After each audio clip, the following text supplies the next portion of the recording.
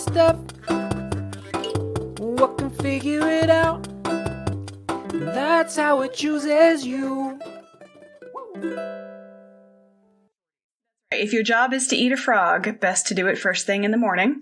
If your job is to eat 2 frogs, best to eat the biggest one first. It's fucking Mark Twain. Wait, hello. Hi, it's so nice to see you. I like you so much. I'm so glad.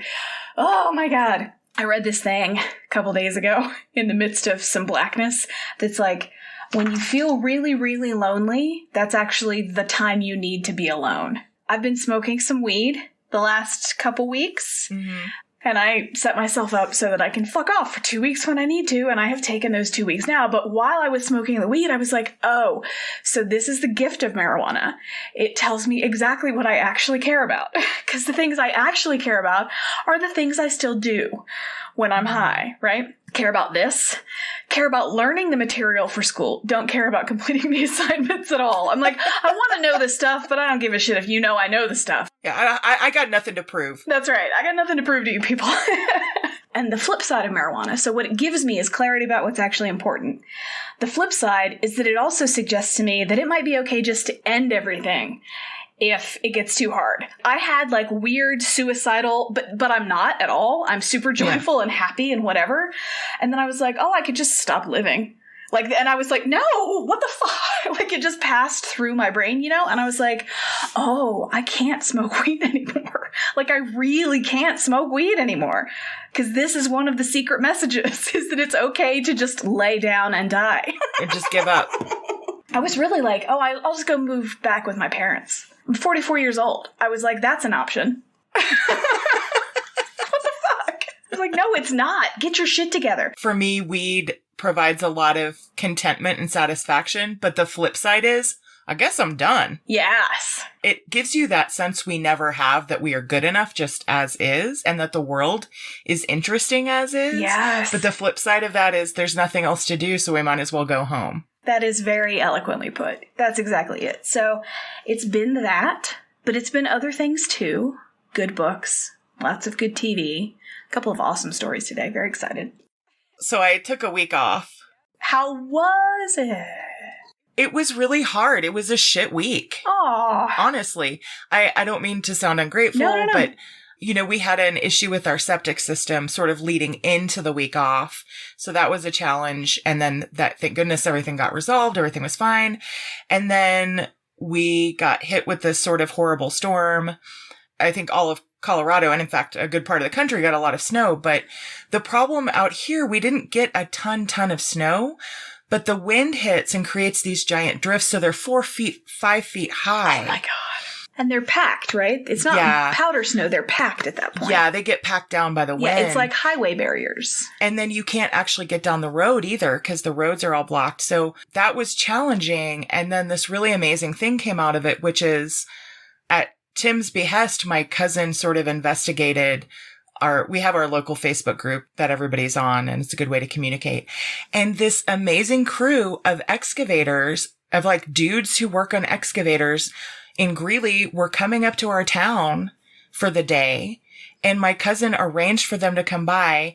They had huge equipment, 4 big excavators. They cleared our entire property. Oh my God. Our driveway and all the sort of common areas in about 45 minutes. It was $100. Oh my God. They were so professional. Oh my God. They brought a puppy with them. Come on. I mean, what else do you want? And the really cool thing that happened was all these other people in our community jumped on that chain on Facebook and were able to get them out that same day to them as well. That's great. And the next day, a woman posted on the Facebook group that somebody wanted to charge her $1,200 to plow her driveway, which is the same length as ours, which is about a quarter mile. And so we just had like these angels come out and do this thing, and they were really sweet guys. They were super affordable. We all kind of chipped in to get it done. And so that was really wonderful. And then my family was visiting as well, and they actually got stuck in the snow on one of our local roads and were stuck for about 4 hours. Oh my God. In the snow.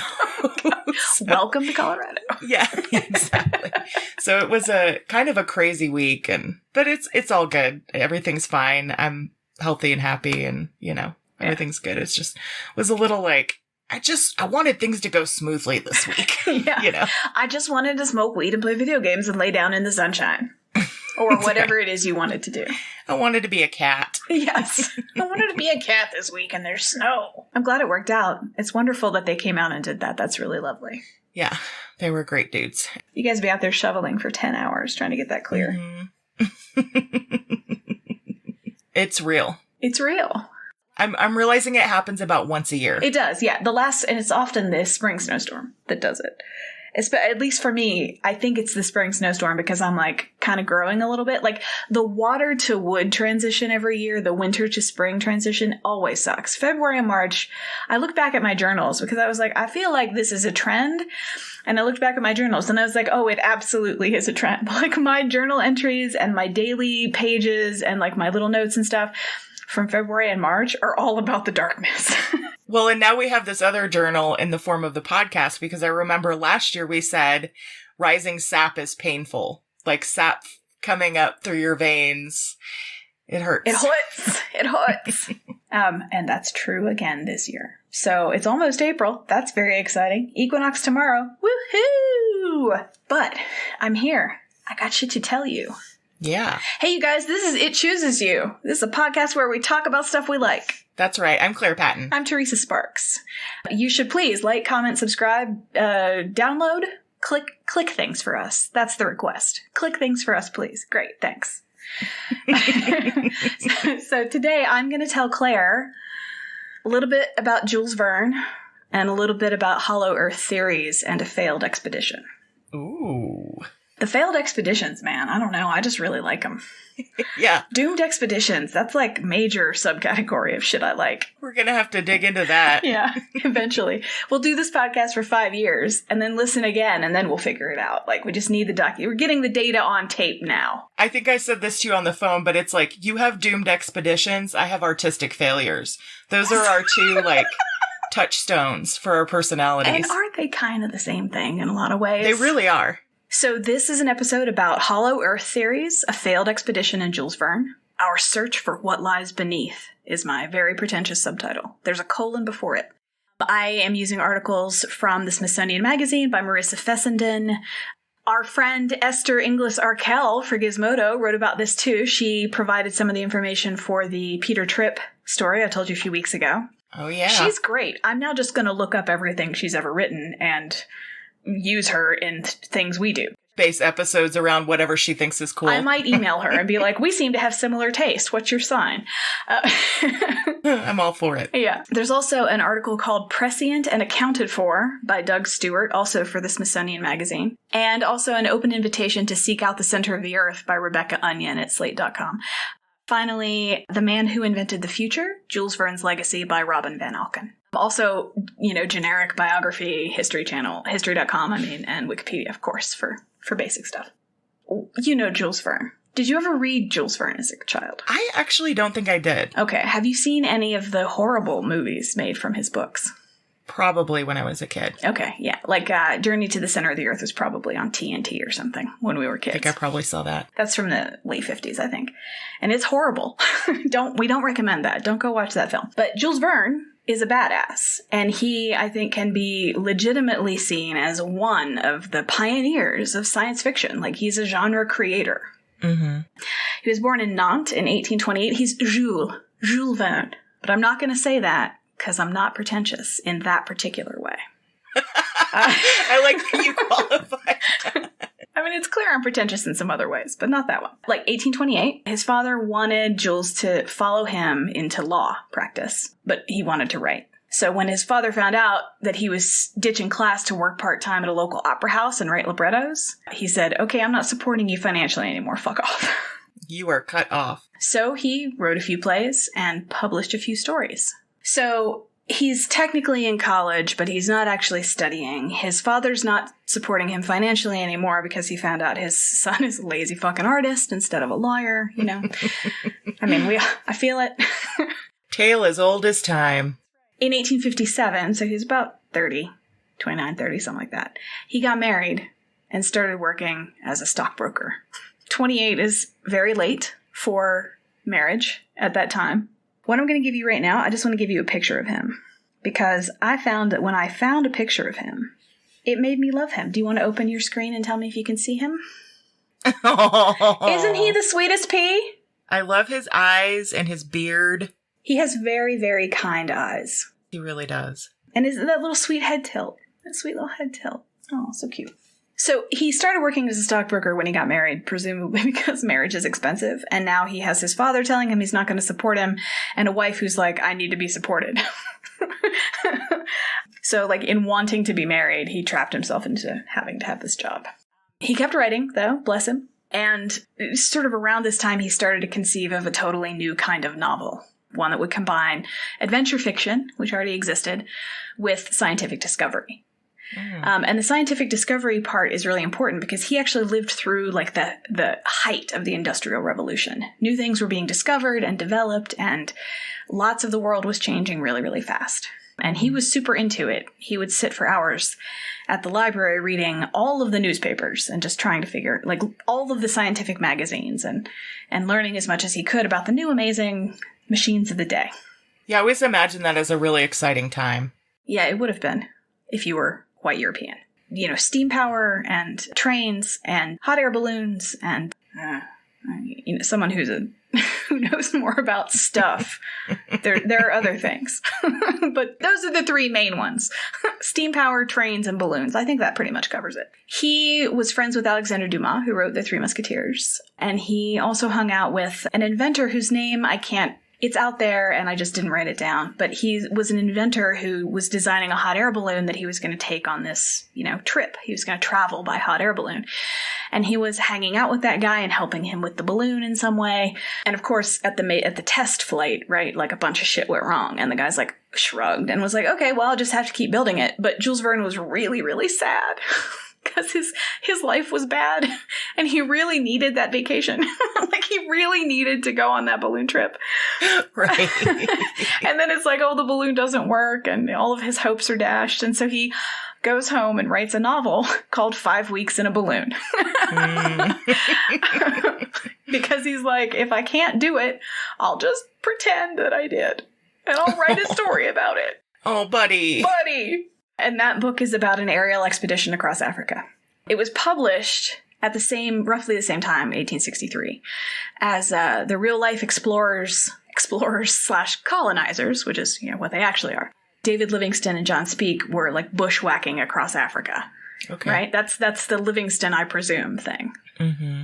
The book was an international bestseller, and a lot of readers assumed it was nonfiction. And that's one of the things I like about this, is the blurring of the lines between fiction and nonfiction when you're talking about scientific discovery and advancement. That was his first book in 1863. That got him a relationship with a publisher that he had for 40 years. He had the same publisher until that publisher died. I mean, he cranked him out. He's best known for 20,000 Leagues Under the Sea. Current version is any story set in a submarine. And Around the World in 80 Days, whose current version is called The Amazing Race. Right. Around the World in 80 Days was published just after the completion of the Transcontinental Railroad here in the U.S. and the Suez Canal. And so, all of a sudden, travel doesn't take as long, right? We have two massive shortcuts now, basically. When Le Temps, a Paris newspaper, serialized that book, its circulation tripled. Everyone's like, tell us more. And I think in a lot of ways we can locate the publication of that book in serial form as the genesis of the cliffhanger. I mean, Dickens, sure, but Dickens wasn't writing adventure stories, Like, serial fiction's one thing. Serial adventure stories? Come on. Yeah. What's going to happen next week? With a few exceptions, like From the Earth to the Moon, that's an exception. But apart from books like that, and he only wrote a few of them, he's not really imagining the future. He's imagining what might be done with actual contemporary inventions. But in From the Earth to the Moon, which was published in 1870, listen to this. In that book, a 3-man aluminum capsule lifts off from central Florida, orbits the moon, then returns to Earth by splashing down in the Pacific. which is, yes, a perfect dry run for Apollo 8 a century later. Warlock. Yes! So he's clearly in touch with the voices from elsewhere, right? He's clearly getting messages. Either that or NASA was like, sounds good to us. Let's just do it this way. Why reinvent the wheel? That's right. Is land cheap in Florida, you guys? He consulted a mathematician cousin of his to make the action in that book plausible, including actually fucking calculating the speed necessary to escape gravity. And then was like, I write because I hate math. Please don't make me ever do that again, to his publisher. He published 3 books a year. Wow. Yeah. And a lot of them aren't great. Let's just be frank about that. But they were all marketed as extraordinary journeys. Extraordinary Journeys. And I don't know if it was like by Jules Verne or whatever, but that's what they were called. They had a thing. And listen to how his publisher talks about them. The publisher says the series is intended, quote, to sum up all of the geographical, geological, physical, and astronomical knowledge amassed by modern science and to rewrite the history of the universe. Oh, is that all? Yes, it's a completely reasonable goal. I love that kind of circus marketing. It makes me so happy when it has happened in the past. It doesn't make me happy now. But in the past, it's amazing. You know, Verne was like, I'd really like to not have to do the math for how fast we have to travel to escape gravity, please. And his publisher was like, tough, the series is a hit, and we work for the series now, and the series demands facts. Go back to the library. And so he's like, okay. So that's basically what he did the rest of his life. That marriage I mentioned, it turns out he'd been rejected by several women in the years leading up to that marriage, and he and his wife turned out to be a very bad match. Aww. Yeah. She was a widow with 2 kids. Smithsonian Magazine calls Jules Verne a bookish, socially awkward workaholic. Like that's a bad thing. And by implication, his wife was just like a normal person. And they just really didn't hit it off. They didn't get along. So he was miserable in his marriage. And of course, people speculated that his novels and the intense library research they required were his way of escaping his fucking life. Which, you know, nothing new there. Yeah. Also, most of his books are introvert fantasies. A single person or a small group of people go to an incredibly out-of-the-way place. They talk, they think hard, they have adventures, they escape ordinary society, and then they come home heroes. What could be better? So good. He's thought of as a children's writer in America. I didn't read him as a child, I read him later, and I didn't enjoy his books. When I was doing this research, it turns out he's the 2nd most translated author in the history of literature. Oh, wow. You want to guess who the first is? Is it like Melville or something? Oh, that would be, yeah, that's very, you're so generous. You're so generous. Not because I like Melville, just because I figured it'd be something I don't like. Agatha Christie. Oh, okay, that's great. Yeah, popular fiction. Melville. It's amazing. Fucking Moby Dick. Oh, God. Yeah. Here's another chapter on the history of sperm whales in art. That's right. That was my experience of Moby Dick. That's right. I want to read him. That's why the Crib Notes version of Moby Dick is so interesting, because it just cuts out all the history and whaling shit. I don't need to know about Scrimshaw, man. Go away. No. Us ragging on Moby Dick is prime Claire and Teresa. It really is. And you know Moby, the musician Moby, is his like great-great-great-grandnephew, right? Oh, I don't think I did know that. That's why he took that name. Okay. Yeah. And Moby is fine. I have no problem with Moby or Moby Dick in the good parts. Yeah. Moby Dick in the good parts. Just please make us sound smarter than we are. Please make me sound smarter than I am. No way, man. So, okay, he's the 2nd most translated writer ever. So I think we could say he's probably pretty fun to read. Or, you know, at the very least, he tells stories that people find meaningful in some way. And I think part of the he's a writer for children's thing is because so many translations of his books, he wrote in French, right?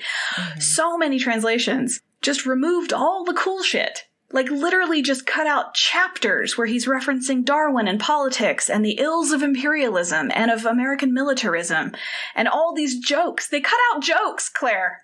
Can't do it. Can't do it. It's horrible. So entire chapters of his books were just gone when they were translated. They would just literally cut them out. Oh, I'm sorry. Is it hard to translate a joke? Well, that's what you signed up for. So.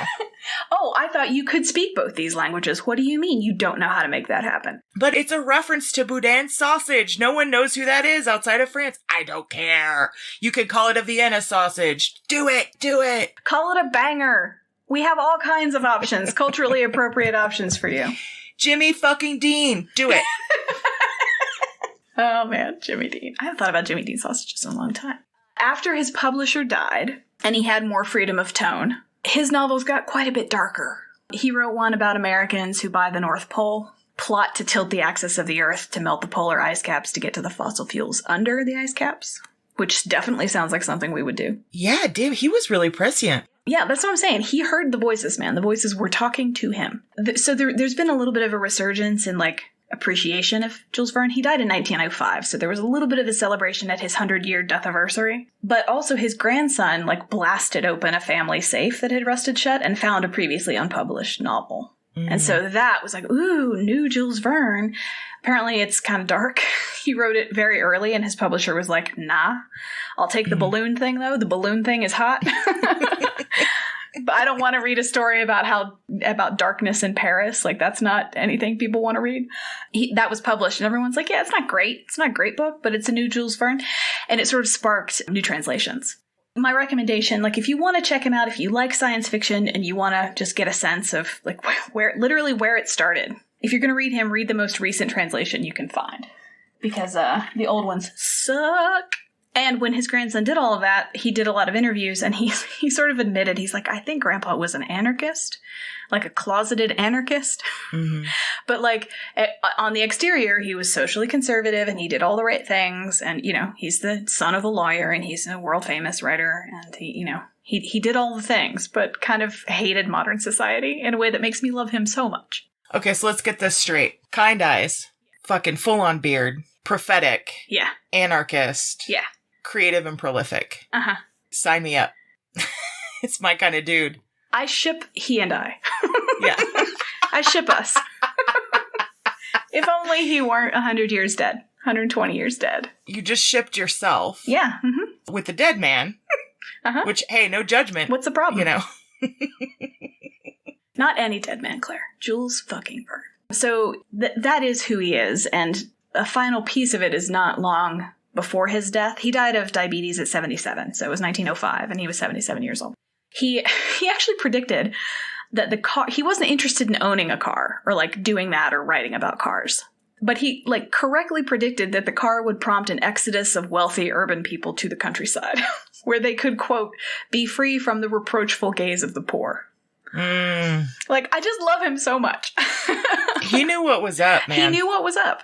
So that's him at the end of his life. But back in the 1860s, he's still under contract for 3 science adventure books a year. And in 1864, Journey to the Center of the Earth was published. Journey to the Center of the Earth is a story of a German scientist who thinks volcanic tubes go from the surface of the Earth to the center and sets out to prove it. That's it. That's the whole book. Okay. He and a small team go to Iceland, rappel into a volcano whose name I looked up, but it's fucking Icelandic. I don't know how to pronounce it. It's the one that exploded like 10 years ago. They have adventures, they meet with prehistoric creatures, and eventually they find a thing and get spewed back out of a different volcano, an Italian one on Stromboli. And then they ate Stromboli. On Stromboli. And there's something really sweet about that ending of the book, because there's a genre of subterranean fiction, right? We use subterranean settings for a lot of different reasons in fiction. And I was looking into it and I was like, oh, it's probably in fiction, or in writing anyway, it's Dante, right? I mean, what is it? Nel mezzo del cammin nostra vita. Is that how we say it? Yep. So hell is a vast underground cavern that you can travel to and return from. And so there's also something religious, right? Like from the Greeks and to the Norse to Buddhism and Christianity, there's always like a dark cavern under the earth. Yeah, the hidden things are. Right. I think we return to thinking about what lies under our feet, like when dramatic cultural shifts are happening. And the Industrial Revolution, 1864, American Civil War, all happening. France is involved. Yeah. Okay. Journey to the Center of the Earth it's in the genre of subterranean fiction, but it's also, very firmly about a hollow earth theory. It's an exploration of a hollow earth theory. And there were many different kinds of hollow earth theories floating around in sort of before the late 1700s. The hollow earth theory is exactly what you think it is. It's the theory that the earth is in fact hollow. By 1774, it had been definitively disproven.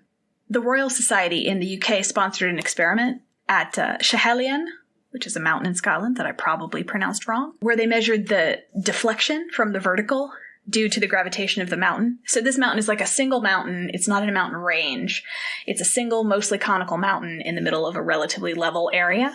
Mm-hmm. And so they're like, we can totally take good measurements here, I guess. So deflection from the vertical because of the gravitation of the mountain, and from there, and measuring that, they were able to determine the density of the mountain, and then by extension, the density of the Earth. Mm. I had to learn that phonetically, because I don't understand any of it. I have not done that science.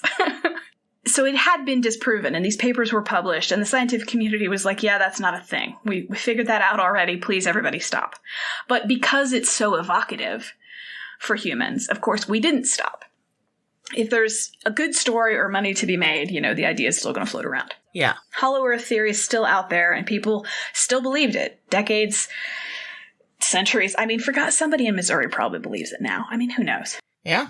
Right? So one of the people who believed it, like these people couldn't do the science either. Like, I can't do the science, they can't do the science, but I'm like perfectly prepared to accept the results of experiments whose math I don't understand, done by people who do understand that math.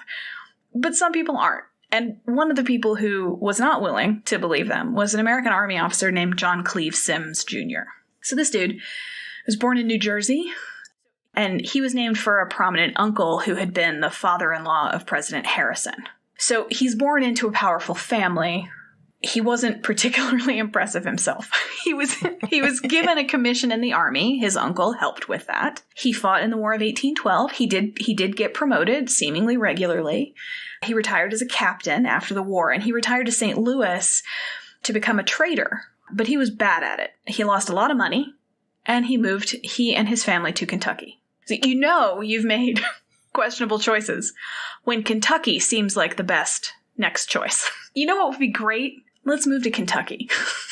I know things are shit out here in St. Louis. I know I haven't. I know we're deeply in debt and we're struggling to survive with our 10 children. Let's try Kentucky. The mean streets of St. Louis. That's right. They move to Kentucky. He's not successful. They're in debt. He's one of these people who's interested in the ideas of the age, right? Which is not unlike us. He's not, I'm not trying to turn this guy into a jerk. I don't really have any evidence that he was a bad person or anything, except with the level of badness common to everyone of a particular power location of the time, right? Mm-hmm. He had all those, but he wasn't bad on top of that. He began publishing what he called the Sims Circular in 1818. And in the first issue, he said, I declare the earth is hollow and habitable within, containing a number of solid concentric spheres, one within the other, and that it is open at the poles. I pledge my life in support of this truth, and am ready to explore the hollow if the world will support and aid me in the undertaking. So basically he had a blog. Yes. In his blog, he said, the earth is hollow. It's structured like this. I want to go explore it. I lack the means. Who's coming with me? He sent copies, 500 copies of this circular at his own expense. He didn't have a publisher. This is in-house for him. He sent copies to each notable foreign government, reigning prince, legislatures, city college, philosophical society throughout the Union. Oh, wow. And to individual members of the legislature of the United States. He spammed them with his blog. That's right. He spammed them. He put them on an email list they did not sign up for, and he refused to remove them when they asked. He was the worst kind of person. So he basically spent the rest of his life promoting this hollow earth theory that had been disproven before he was born. It's kind of a weird thing. It's this is it. This is the hill I'm going to die on. Oh, sure. Some people say it's not true. But they don't know what I know. Yeah. Which is so much living in Kentucky in the early 1800s. His son, he had 10 kids. His oldest son is the one who handled his papers and basically took care of the family legacy right after he died. His son said later that the publication of the circular was met with what his son calls overwhelming ridicule. Oh, I know. And his son says it was considered to be the production of a distempered imagination or the result of partial insanity. Buddy. Sims was undeterred. His holes at the poles idea is his contribution to hollow earth literature. Okay. They're often called Sims holes. So he just thought you could kind of go there and then jump in. The thing is, I looked at his stuff, and some of it is based in in science. Like, he recognized that the Earth is not a sphere, it's an oblate spheroid. It's flatter at the poles than it is at the equator. That's true. And so he saw that, and he was like, well, it makes sense that it's flatter there because there's a tube that goes directly through it from the North Pole to the South Pole. And if we just get to the North Pole, we can go and see the other Earths that are inside this Earth. The concentric circle thing, concentric worlds inside the world, that's an old idea. That had been around in Hollow Earth theory for a long time. But his thing, the hole at the pole, that was like that's his dissertation. That's his contribution. Yep. Yeah. He started a lecture tour. I'm laughing so hard. I feel so bad for this guy. I can hear the laughter in my voice, and I'm trying to get rid of it because I am sympathetic. It's just really funny. Okay, so he started a lecture tour looking for supporters, really. Mm. And I want to talk to you. Like, how does one become a person on the lecture circuit? How does that come about? Because it seems like that would be super fun. Yeah, it does seem super fun. I think it was probably easier back then. Huh. You know, entertainment was less readily available. Oh, right. There was no Netflix, you know. Oh my God, these people were doing all of this without Netflix? They were. Damn. They're more impressive than I thought. So he's on this lecture tour, but he's not a charismatic lecturer, turns out. He was uncomfortable being the center of attention. He was hesitant, and he had an unfortunate nasal voice. Hey, what's a nasal voice sound like, Isley? You guys... Holes at the poles. You guys, there are holes at the poles, you guys. Nevertheless, he persisted. And he began to win converts. People were like, hey, this sounds good to me. I mean, sure, he looks really uncomfortable and he's flop sweat up there, but, you know, it's an interesting idea. He's probably uncomfortable because he's right. Yes. So popular support for the expedition that he wanted to lead started to grow. So great, like his dream is coming true. His plan was to take 100 men to the Arctic and use sleighs pulled by reindeer to travel to the North Pole, say hi to Santa real quick, and enter into the Earth. He also believed that there could be a race of people living inside, and part of his plan was to establish trade with them. Sure. What kind of products might they produce? Oh my gosh, everything they have is made of gold, right? All of our most valuable things come from the Earth? Food, diamonds, Vienna sausages. Are you planting Vienna sausages on your farm? You're planting the back 40 with Vienna sausages? That's right. Yeah. So by this point, he's traveling around. People are believing oh my gosh, it's starting. He's got some momentum. And a super wealthy surveyor named James McBride was one of his supporters. And he could have funded the expedition himself. He had that kind of money. What he did instead was, this needs to be a bigger deal. You know, he's the kind of person who would, like, what's that line from Sabrina? He managed to turn $100 million business into some serious money. Oh, yeah. It's like that. He's that guy. Right. Typical investor. Yes. I mean, 10 million, sure. But if you're going to piss around with 10 million, we might as well try and make 100 million or whatever that is. I took your idea and made it better. You owe me $50 million. So he convinced Sims to leave the lecture circuit, and they started lobbying Congress for funds to do this thing. And they lobbied for several years, and Congress was like, fuck no. Are you crazy? Get out of here. Until a super weird presidential election in which no candidate got the votes needed to officially win. Andrew Jackson had the most, but Andrew Jackson was super divisive because he's a crazy motherfucker and a bastard. So nobody got like a majority, and the House appointed John Quincy Adams president. And I didn't know that. I didn't know that either. He wasn't popular, partially because he believed in a strong federal government. And of course, at this time, there's a lot of tension around that was building and building and building. And according to Quincy Adams' biographers, he felt like affinity for the natural world in some way. In his writings, he sort of talked about sunsets and sunrises and how he feels about them. I think he's a sad boy. J.Q. Adams was a sad boy. He was Sebastian from Stardew Valley. I think the kids are calling it Soy Boy now. Oh, are they? Soy Boy? Mm-hmm. Okay. Kind of sensitive and vegan. Sensitive and vegan. He's sad all the time because he doesn't have enough protein or fat for his brain to work properly. You need protein for happiness. Get that boy some Vienna sausages. He had this affinity with nature, and he supported the expedition. He's like, that sounds like a fucking great idea. Let's do it. All right. I want to be kind to JQ and say he also supported the creation of a national observatory, which is a good idea, and it exists, and he did that thing. He also helped ensure that the money from James Smithson estate went toward founding the Smithsonian. So, like, his batting average with maybe crackpot ideas of the age was actually pretty good. Yeah. You know? Two for three, not bad at all. I mean, you got to throw it at the wall and see if it sticks. It's just spaghetti, man. Federal spaghetti. Ultimately, Adams' term in office, his single term, because he was so controversial and nobody liked him, it ended before the plan could be carried out. And of course, once he was out of office, Andrew Jackson was like, get the fuck out of here. Right. He put a stop to it, doing one of the only reasonable and humane things I've ever heard attributed to him.